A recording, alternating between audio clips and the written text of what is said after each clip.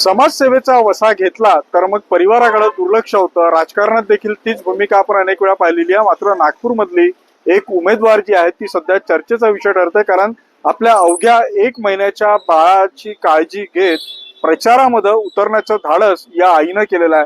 शर्वरी असं 1 महिन्याच्या या बाळाचं नाव आहे। एका बाजूने घरी बाळ आल्याचा आनंद असताना दुसऱ्या बाजूने प्रभागातल्या नागरिकांची सेवा करण्याचं जे स्वप्न, जे ध्येय तिनं आधीपासून पाहिलं होतं ते देखील ऐन त्याच वेळी आलं। त्यामुळं दोन्ही गोष्टींना न्याय देत असताना आपलं आईपण देखील जपण्याचं कार्य इथं पायल कुंदेलवार करतं। आपल्यासोबत स्वतः पायल आहेत। पायल, तुला मी अनेक वर्ष भाजपमध्ये काम करताना पाहतोय। ज्या काळात तुझी शर्वरी आली त्याच काळात या निवडणुका, तू आता या दोन्ही गोष्टी तारेवरची कसरत कसं सांभाळते? महिलांची तारेवरची कसरतच असते। जरी निवडणुका असो, सामाजिक सेवेत असो, एक जॉब करणारी स्त्री असो किंवा सरकारी नोकरी करणारी स्त्री असो, तर तारेवरची कसरत ही करावंच लागते। पण मला खूप आनंद होत आहे, मला मातृत्वाचा पण आनंद मिळालेला आहे आणि सोबतच भारतीय जनता पार्टीनी, मोहन भाऊनी आणि आमच्या सर्व पदाधिकाऱ्यांनी माझा विचार केला। कारण भारतीय जनता पार्टी एकमेव असा पक्ष आहे की ते स्त्रियांना कमकुवत नाही मानत आणि म्हणूनच मला हे दोन्ही सेवा करताना खूप आनंद होतो आहे।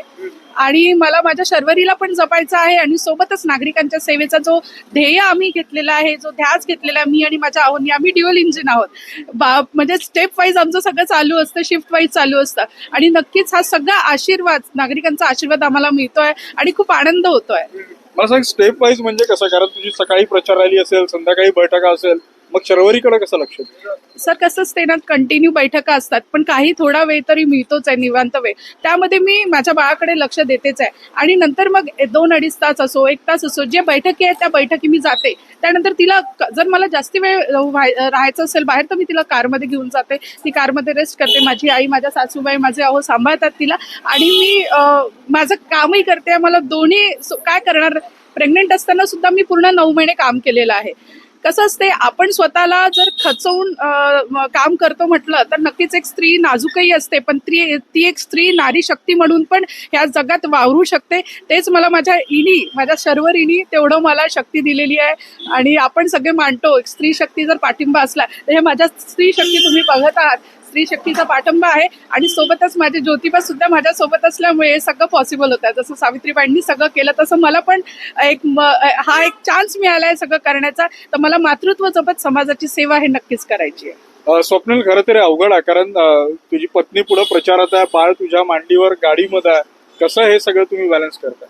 दादा, बॅलन्स तर करावं लागेल, कारण की आम्ही आमचं ब्रीथ वाक्यच आहे की निर्धार विकासाचा विकासाचा ध्यास लोकसेवेचा। तर त्या हिशोबाने लोकसेवा आम्हाला करायची आहे। मागच्या 5-7 वर्षापासून, 10 वर्षापासून आम्ही, दादा तूही पाहत आहे, तर आम्ही सतत लोकांच्या सेवेसाठी, जनतेसाठी विविध प्रकारचे कॅम्प घेत असतो। तो आधार कार्ड असो, हेल्थ चेकअप कॅम्प असो किंवा कोणताही मेजर समस्या असो, कुठे नळाची व्यवस्था असो, शिवजयंतीचा आपण शिवराज्याभिषेकचा मोठा कार्यक्रम करत असतो।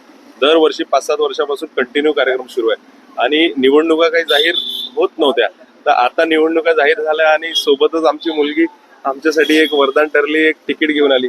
आणि मोहन भाऊंचा विश्वास आमच्यावर इतका होता की मोहन भाऊ म्हणाले की तुम्ही काही चिंता करू नका, मी सर्व करतोय आणि सर्व चांगलं होईल, तुम्ही पहिले स्वतःकडे लक्ष द्या, बाळाकडे लक्ष द्या आणि सर्व आहे। आणि प्रॉपर आम्ही 5-7 वर्षापासून काम करत असल्यानं काय झालं की आम्हाला, दादा, जनतेसमोर जात असताना प्रतिसादच मिळाला, कारण की आम्ही कधी कोणाचे आधार कार्ड अपडेट करून दिले, कधी आयुष्यमान कार्ड बनवून दिला, भरपूर आम्ही काम करत गेलो, तर आम्हाला अडचण जात नाही। खूप चांगला लोकांचा प्रतिसाद आहे आणि हेच सहकार्य आहे। मला सांग, शर्वरीच्या आगमनानं तुला उमेदवारी मिळाली, आता शर्वरीचे एक चरण तुला विजयापर्यंत घेऊन जातील? नक्कीच नक्कीच। तर मी म्हटलं ना, स्त्री शक्ती नारी शक्ती।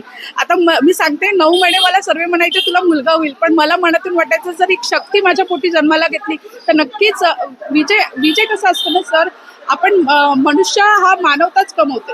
मी जनतेला कमवलंय, जनतेचा आशीर्वाद माझ्या पाठीशी आहे। 16 तारखेला कळेलच आपल्याला विजय होईल कसा होईल आणि नक्कीच नारी शक्ती माझ्या पाठीशी आहे आणि माझा विजय आशीर्वाद आणि नक्कीच सगळ्यांचा आशीर्वाद आहे तर विजय सुद्धा होईल।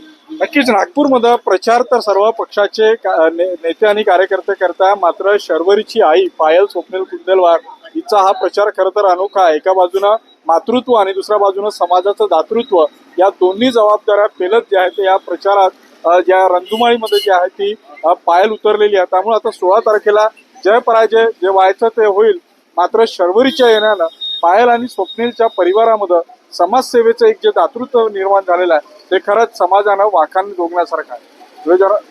उदय तिमांडे, न्यूज 18 लोकमत, नागपूर.